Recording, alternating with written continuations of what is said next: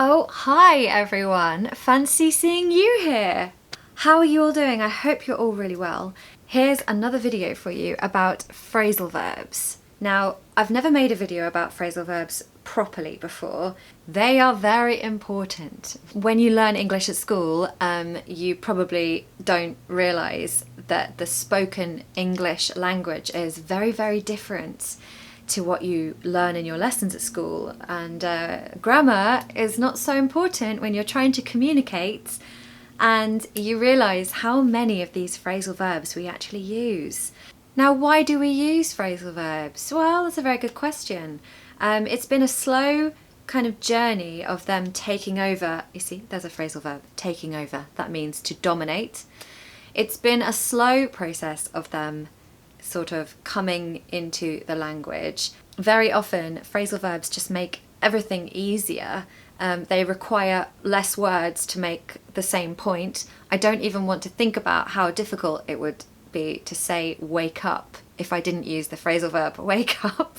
But there was a time where we would have said arose or became awake or started the day. I've no idea. Something like that. So I use hundreds of these things a day, and I use them without even noticing. And so when my students don't use them and they use a formal word instead, it really grates on me because I suddenly realise how informal and how kind of friendly and warm the language has become with these phrasal verbs. I really like them. So instead of learning great big long lists of phrasal verbs, I think it's much more effective to learn them by context. And today I'm going to show you all of the phrasal verbs that you will need or that will come in handy for a typical day on the weekend. What are we waiting for? Let's get started. It's Saturday morning. The sun is pouring in to your bedroom. If you're an early bird, you might just spring out of bed, but if not, you might fancy having a lie-in. Now, to lie in is to sleep or lie in bed longer than usual. I love lying in, particularly on Sundays. That is my special day of rest, right? It is a day of rest, Sunday, so everyone should lie in. So when you eventually get up, you start to get ready for the day. You pick out your favourite outfit for the day, put it on, and then you put on other things like makeup, sun cream, perfume, jewellery, hair clips, hairspray, a hat, sunglasses, and some shoes. Then after a quick breakfast, or if you're anything like me, you'll skip breakfast and just have coffee instead, you'll head out into the summer sunshine. You head down the road towards the bus stop and you get on a bus. You sit down on the top floor because it's a double-decker bus, my favourite kind of bus, and you put on your headphones and turn up your favourite music. You look out the window and take in the sights as the bus drives through London, and you just chill out for a bit. Now it's time to get off. You get off the bus and you make your way towards your favourite cafe. And when they ask you if your coffee is to have in or to have out or take away, you say, take away please. And then you make your way slowly to the park. You sit down on a rug in the park and spend a good couple of hours there. You whip out the novel that you're currently reading and you just sip your coffee and kick back. The sun comes out properly, so you lie down and sunbathe for a little bit.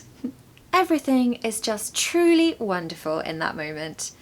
And now it's time for you to go and meet your friend. You meet up with an old friend that you haven't seen in ages, and you have lunch in an amazing new cafe that has just opened up in East London. You've been meaning to try this cafe out for a while, so you're really, really excited to try what they have. You sit down and you really catch up with your friend. There's plenty to discuss. You order, of course, smashed avocado on toast. Typical London hipster. I joke about it, but it's the most delicious thing ever. Smashed avocado. Try it if you haven't. You hang out with this friend for at least an hour and a half to 2 hours. People in London are so busy, so you literally have to plan months in advance if you want to see a friend these days. You say goodbye to your friend, and then after lunch you wander around the shops for a bit. And you're just quietly browsing the clothes in H&M when suddenly you bump into an old colleague from work. This happens so often in London, I don't even know how. It's such a big city, yet I always bump into someone I know when I go into H&M. And you catch up briefly, have a bit of small talk, and then you go on your way. You decide to head home, but then you come across a really cool Japanese supermarket. That's the great thing about London. You're just walking along and you can just suddenly come across or find an amazing shop that you were not expecting to find. There's just so many hidden gems in London. You decide to pick up some things from the Japanese shop for dinner because you're eating in that night, so you may as well have something interesting. Oh no, you realise your phone battery is running out. But that's okay, you can just buy a magazine to flip through on the bus.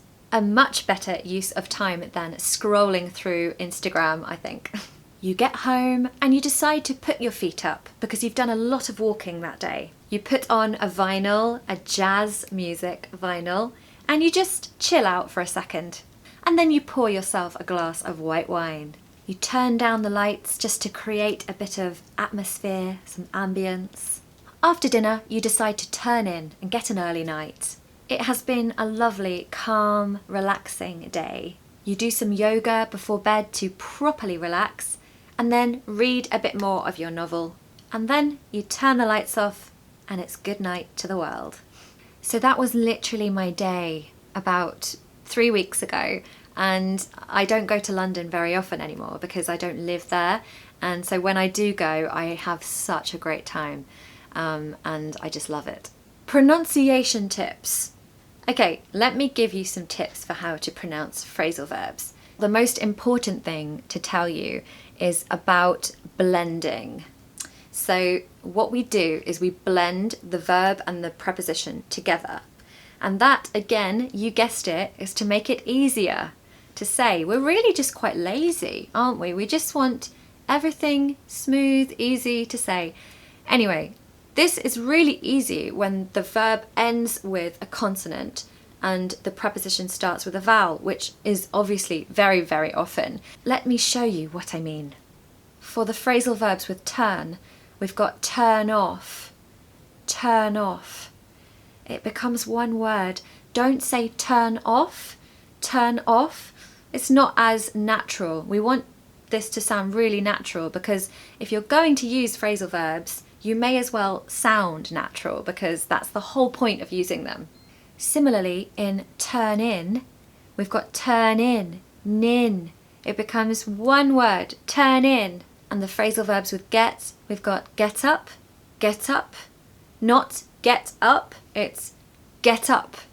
And get on the bus. Get on sounds like a completely different word, doesn't it, when you think of it like that? So yes, just remember to blend them together. So I hope you enjoyed that video, a little bit different to usual, but as I told you before, I've got loads of ideas, so just be prepared for all these wild videos to come. Hit subscribe, I would be so happy, as usual. I know I always say that, but honestly, that is just so great.